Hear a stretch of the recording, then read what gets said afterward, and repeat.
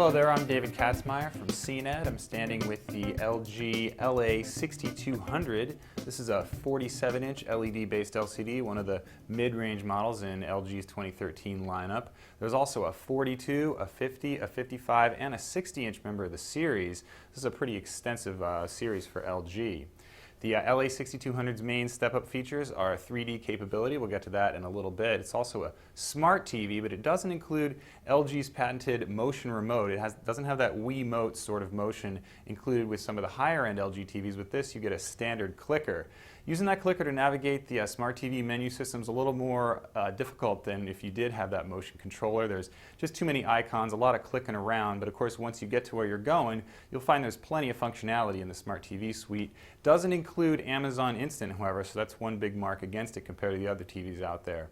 All told, however, the Smart TV Suite is pretty good. You do get an On Now feature, as if you do buy that extra remote, however. That allows the TV to interface with your cable box and search local listings. You don't get that functionality if you don't buy the $80 remote, so you might actually consider investing in that step-up remote for the ease of use, as well as the ability to operate these extra features. In addition to its brains, this TV also has plenty of beauty. It's one of the slicker looking TVs in its price range out there. When seen from the front, it's got a nice thin silver bezel. The stand allows it to swivel, and that stand also makes the TV appear to hover above a table, so all told, a really nice looking television. When seen from the side, it's not as thin as some of the edge-lit LED TVs out there. It's a little bit thicker, about the size of a standard LCD TV. That's because LG uses direct LED backlights as opposed to edge lighting on this less expensive model. So it's got the good looks and it's got the brains, but the 6200 doesn't perform quite as well as a lot of the other TVs in its price range.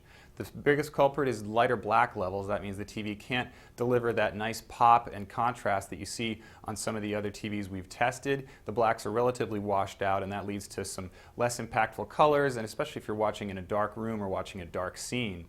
Another issue is crosstalk with 3D sources. That's a ghosting that we really don't see on too many other passive 3D TVs, so it's pretty unexpected and results in some of the worst picture quality I've seen on any 3D compatible television.